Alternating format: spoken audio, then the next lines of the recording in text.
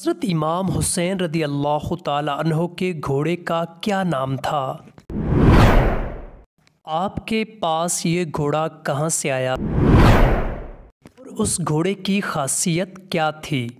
آج کی اس ویڈیو میں ہم آپ کو امام حسین رضی اللہ تعالیٰ عنہ کے گھوڑے کے بارے میں مکمل تفصیل سے بتائیں گے اور میدان کربلا میں اس گھوڑے کی وفاداری کا ایک واقعہ بھی بتائیں گے۔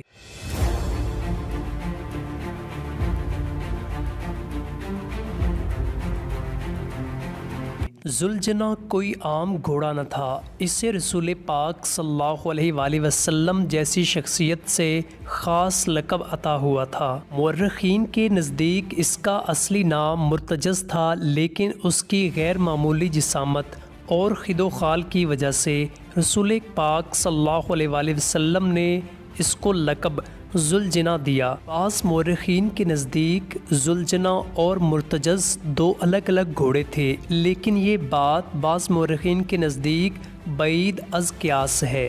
ذوالجناح جسمانی ساخت کے لحاظ سے دوسرے جانوروں سے مختلف تھا۔ اس کی پیشانی پر ایک خوشنما اور چمکدار ابھار تھا۔ غربی دیو مالائی قصوں میں ایسے گھوڑوں کو یونیکورن کے نام سے پکارا گیا۔ حضرت سلیمان علیہ السلام کے پاس ایسے گھوڑے پائے جاتے تھے جن کے ماتھے پر ایک چمکدار ابھار یا سینگ ہوا کرتا تھا اور ان کے پر ہوتے تھے جو طاقت پرواز بھی رکھتے تھے۔ بعض روایات کے مطابق وہ گھوڑے جنات تھے جو حضرت سلیمان علیہ السلام کے بعد ناپید ہو گئے۔ ایک روایت کے مطابق ذوالجناح کا شجرہ حضرت اسماعیل علیہ السلام کے گھوڑے سے جا کر ملتا ہے۔ دوسری روایت ہے کہ حضرت ابراہیم علیہ السلام جس گھوڑے پر فلسطین سے مکے آیا کرتے تھے اسی گھوڑے کی نسل سے ہے۔ بعض کے نزدیک ذوالجناح بھی جنت کی سواریوں میں سے ایک سواری ہے۔ ایک روایت ہے کہ ذوالجناح کو رسول اللہ صلی اللہ علیہ وآلہ وسلم کی خدمت میں تحفے کے طور پر پیش کیا گیا۔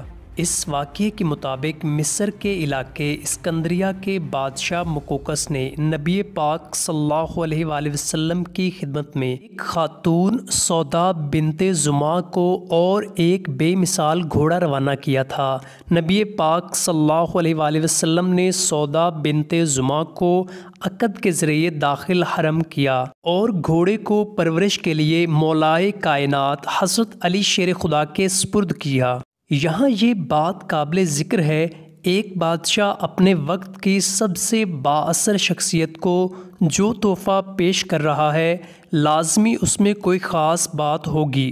کہا جاتا ہے اسکندریہ کے علاقے میں جو مصر کے شمال اور بحیرہ روم کے جنوبی کناروں پر واقع ہے ایک گھوڑا جو آزادانہ پھرتا دیکھا گیا۔ یہ گھوڑا افسانوی کردار کا مالک تھا۔ بہت سے بہادروں اور مہم جوؤں نے اس کو گرفتار کرنے کی کوشش کی مگر ناکام رہے۔ مقوقس کے کارندے اس گھوڑے کو پکڑنے میں تو کامیاب ہو گئے لیکن اس میں سوار ہونے پر ناکامی ہوئی، چنانچہ اس گھوڑے کو اسی طرح رسول اکرم صلی اللہ علیہ وآلہ وسلم کی خدمت میں روانہ کیا گیا۔ اسکندریہ سے مدینے تک کے تمام راہ میں اس گھوڑے کو بڑے بہادر افراد قابو میں رکھتے۔ جب اس منہ زور گھوڑے کو نبی پاک کی خدمت میں حاضر کیا گیا تو نبی پاک صلی اللہ علیہ وآلہ وسلم نے اس جانور کو انتہائی پسند فرمایا۔ جب نبی پاک صلی اللہ علیہ وآلہ وسلم نے اس کی گردن پر ہاتھ پھیرا تو اس نے خوشی کا اظہار کیا، اس کے ساتھ ہی اس کی منہ زوری اطاعت میں تبدیل ہو گئی۔ نبی پاک صلی اللہ علیہ وآلہ وسلم نے اس وقت اس کو ذوالجناح کا لقب عطا فرمایا اور پرورش کے لیے اس کی رسی مولا علی کو دے دی۔ اس طرح یہ ان کے ساتھ ایسے چل پڑا جیسے صدیوں سے منزل کی تلاش میں بھٹکنے والے مسافر کی روح کو منزل پا لینے کے بعد قرار آ گیا ہو۔ نواسہ رسول حضرت امام حسین رضی اللہ تعالیٰ عنہ جب چھوٹے سے تھے تب سے آپ اس گھوڑے میں دلچسپی لیتے تھے۔ ایک مرتبہ امام حسین رضی اللہ تعالیٰ عنہ اپنے نانا حضرت محمد صلی اللہ علیہ وآلہ وسلم کے پاس گئے تو حضور اکرم صلی اللہ علیہ وآلہ وسلم اپنے صحابہ کرام کے ساتھ گھوڑے کے پاس ہی کھڑے تھے۔ آقائے دو جہاں حضور صلی اللہ علیہ وآلہ وسلم نے جب اپنے نواسے امام حسین رضی اللہ تعالی عنہ کو اپنے پاس آتے دیکھا تو بہت ہی خوش ہوئے۔ آپ صلی اللہ علیہ وآلہ وسلم نے فرمایا کہ اے میرے پیارے نواسے، کیا آپ گھوڑے پر سواری کرنا چاہتے ہو؟ تو نبی کریم صلی اللہ علیہ وآلہ وسلم کے پیارے نواسے حضرت امام حسین رضی اللہ تعالی عنہ نے جواب دیا، ہاں نانا جان، میں گھوڑے کی سواری کرنا چاہتا ہوں۔ جب یہ نانا اور نواسے میں بات چیت ہو رہی تھی تو یہ گھوڑا بڑی غور سے نبی پاک صلی اللہ علیہ وآلہ وسلم اور شہزادہ حضرت امام حسین رضی اللہ تعالی عنہ کی باتیں سن رہا تھا۔ جب دونوں کی باتیں ختم ہوئیں تو گھوڑا نواسہ رسول صلی اللہ علیہ وآلہ وسلم کے پاس آ کر بیٹھ گیا تاکہ حضرت امام حسین رضی اللہ تعالی عنہ گھوڑے پر سوار ہو سکیں۔ نبی پاک صلی اللہ علیہ وآلہ وسلم نے فرمایا، اے میرے پیارے نواسے، یہ وہی گھوڑا ہے جو میدان کربلا میں تمہاری سواری اور مددگار ہوگا۔ اس کے بعد نبی پاک صلی اللہ علیہ وآلہ وسلم نے یہ گھوڑا حضرت امام حسین رضی اللہ تعالی عنہ کو تحفے میں دے دیا۔ اس کے بعد سلجنا مولا امام حسین رضی اللہ تعالی عنہ کے پاس آ گیا۔ میدان کربلا میں مولا حسین رضی اللہ تعالی عنہ پر مشکل وقت آنے پر یزیدی لوگ بھی زلجنا پر فکر کرنے لگے۔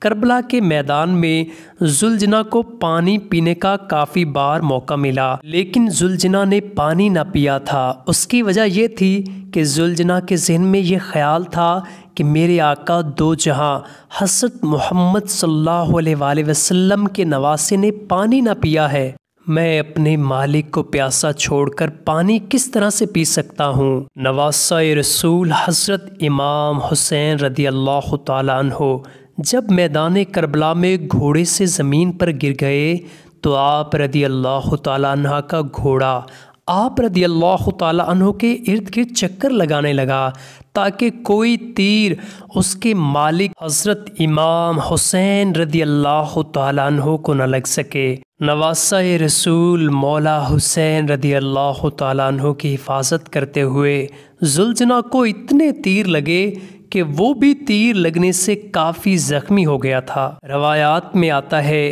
کہ مولا حسین رضی اللہ تعالی عنہ کے گھوڑے نے 60 سے زیادہ یزیدیوں کو قتل کر دیا تھا۔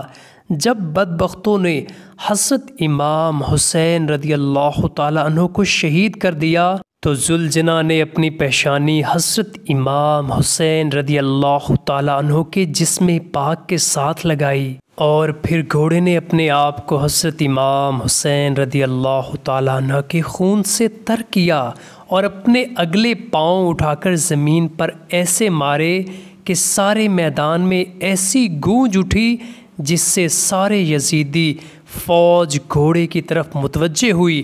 جب سپہ سالار عمر بن سعد کی نظر گھوڑے پر پڑی تو اس کے دل میں فوری لالچ آ گیا کہ اس بہترین گھوڑے کو میں رکھوں گا۔ چنانچہ اس نے فوج کی ایک ٹکڑی کو حکم دیا کہ اس گھوڑے کو پکڑ کر میرے پاس لے آؤ۔ جب فوجی زلجنا کو پکڑنے کے لیے گئے تو گھوڑے نے بڑی زور زور سے زمین پر پاؤں مارنا شروع کر دیے۔ یزیدی فوجیوں کو اپنے پاس نہ آنے دیا، وہ بھی گھوڑے کو چھوڑ کر بھاگ نکلے۔ یہ دیکھ کر عمر سعد نے کہا کہ گھوڑے کو اپنے حال پر ہی چھوڑ دیا جائے۔ پھر وہ گھوڑا حضرت امام حسین رضی اللہ تعالی عنہ کے پاس آ کر آنسو بہانے لگا۔ حضرت امام بہقی سے روایت ہے کہ ایک شخص آپ کے پاس آیا اور آ کر کہنے لگا کہ کربلا میں موجود حضرت امام حسین رضی اللہ تعالی عنہ کا گھوڑا زلجنا کہاں گیا تھا؟ آپ نے فرمایا کہ ابن سعد گھوڑے کو اپنے ساتھ لے جانا چاہتا تھا کیونکہ اس گھوڑے پر حضور صلی اللہ علیہ وآلہ وسلم نے سواری کی تھی، لیکن وہ گھوڑا حضرت امام حسین کی شہادت کے بعد کسی کے ہاتھ بھی نہیں لگا تھا۔ گھوڑے نے اپنے آپ کو نہر فرات کے حوالے کر دیا کیونکہ وہ ایسا گھوڑا تھا کہ جس پر امام حسین کے بعد کوئی بھی سواری نہ کر سکتا تھا۔ زخموں سے چور، آنکھوں میں آنسو لیے گھوڑا نہر فرات میں گرا اور دیکھتے ہی دیکھتے ابن سعد کے ساتھ